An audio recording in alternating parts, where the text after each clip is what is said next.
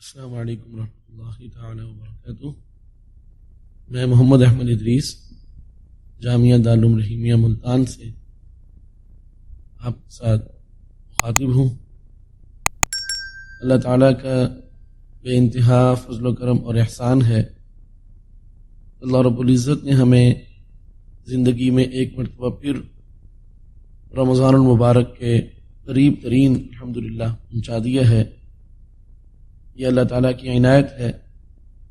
ہمارے اتنے ہی عزیز دوست احباب اور ہمارے ہمسائے متعلقین کہ جو گزشتہ سال رمضان مبارک میں ہمارے درمیان موجود تھے اور آج وہ اللہ تعالیٰ کی اس نعمت عظمیٰ کو حاصل نہیں کر پائیں گے۔ اللہ تعالیٰ کی طرف سے یہ جو دنیا کی زندگی ہمیں دی گئی ہے یہ بہت بڑا انعام ہے۔ بہت سارے لوگ یہ کہہ دیتے ہیں کہ یہ جو دنیا کی زندگی ہے اس کی کوئی حقیقت نہیں ہے، یہ ایک حقیر چیز ہے۔ ایسی بات ہرگز نہیں ہے۔ اللہ تعالیٰ کا یہ انعام ہے کہ اللہ تعالیٰ جس کو ایمان کی سلامتی، نیکی تقوی کے ساتھ اور اعمال صالحہ کی توفیق کے ساتھ، اخلاص اور للہیت کے ساتھ جس کو یہ زندگی طویل عطا فرما دیں تو یہ اللہ تعالیٰ کی اس کے ساتھ خصوصی رحمت ہے۔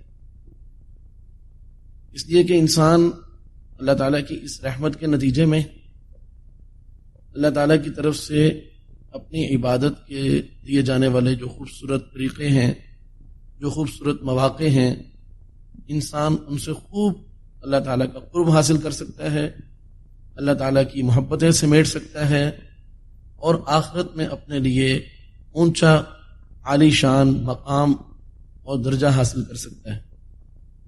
رسول کریم صلی اللہ علیہ وآلہ وسلم کی حیات مبارکہ میں دو حضرات صحابہ اکرام رضوان اللہ تعالی علیہم اجمعین ایک ساتھ مسلمان ہوئے اور ان میں سے ایک ساتھی کا انتقال ہوا اور دوسرے ساتھی کا انتقال نے اس ساتھی سے ایک سال بعد ہوا۔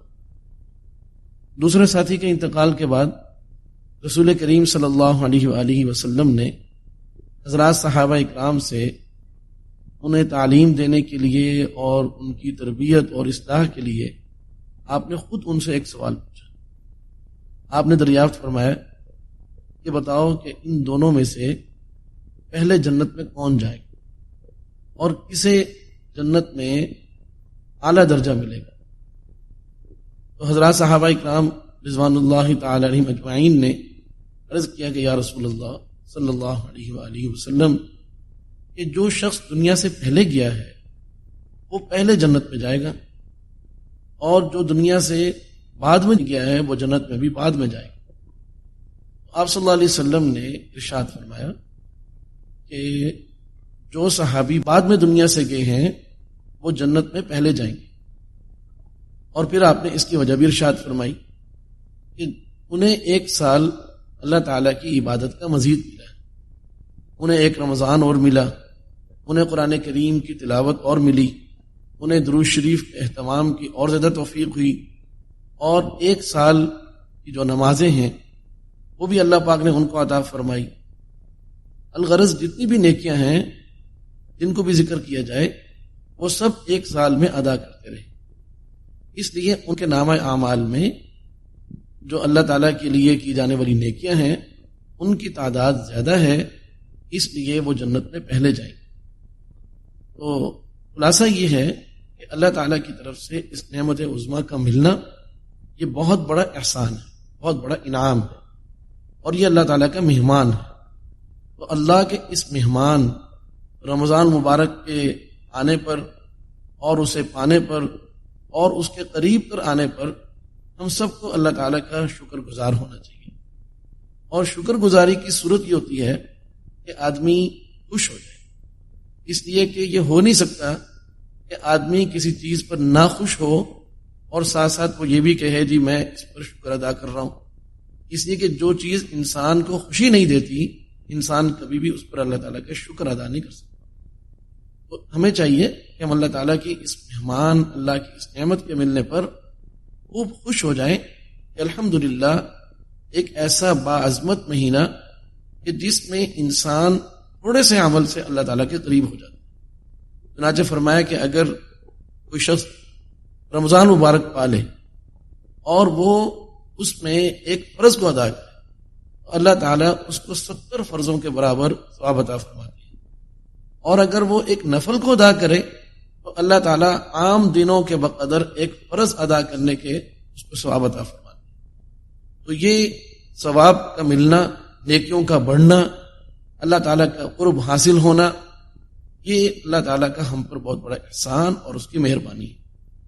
بہت سارے لوگ جن کو اللہ پاک معاف فرمائے، دین سے ان کو دوری ہوتی ہے، تو وہ اس قسم کی باتیں بھی کرتے ہیں کہ یہ ثواب کیا چیز ہے. روزے تو وہ رکھے جس کے گھر دانے نہ ہوں، نعوذ باللہ. اس قسم کی باتیں ہو سکتا ہے کہ اللہ تعالیٰ کو اس قدر ناپسند ہوں کہ اللہ تعالیٰ اس کو مسلمان ہونے سے ہی محروم فرما. اس لیے یہ نہایت خطرے کی بات ہے. انسان کو یہ کہنا چاہیے کہ اللہ پاک نے ایک عظیم مہینہ ہمیں عطا فرمایا ہے. اللہ تعالیٰ اس میں ہمیں بظاہر تو کچھ وقت کے لیے بھوکا رکھتے ہیں، لیکن حقیقت میں اللہ تعالیٰ اس مہینے میں اور مہینوں سے زیادہ بڑھ کر رزق عطا فرماتے ہیں. صبح کو بھی اللہ سحری میں خوب کھلاتے ہیں، اور اس کھانے پر اجر و ثواب بھی اللہ پاک رکھتے ہیں.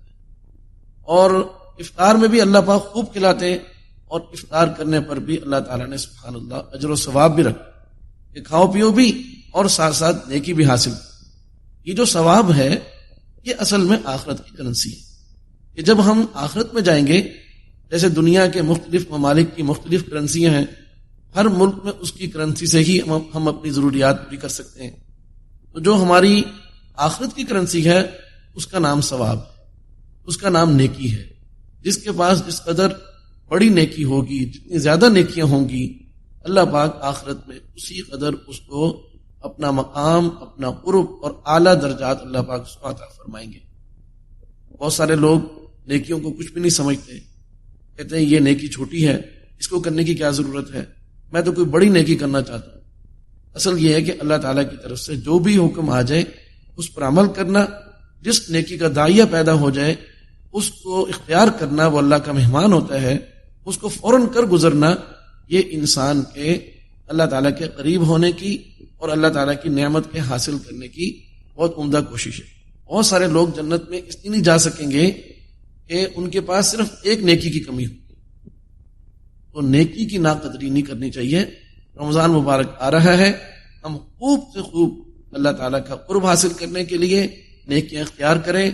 اور آپ سے گزارش ہے کہ جہاں آپ اپنے لیے دعائیں کریں، وہاں مجھ ناچیز کو اور ہمارے جامعہ دارالعلوم رحیمیہ اور ہمارے تمام اساتذہ اکرام، فضلاء اکرام، بالخصوص جامعہ دارالعلوم رحیمیہ کے بانی حضرت اقدس حضرت والد گرامی استاد القراء والعلماء حضرت مولانا کریم ادریس صاحب ہوشیار پوری رحمۃ اللہ علیہ، ان کو بھی اپنی دعاؤں میں یاد فرمائیں گے.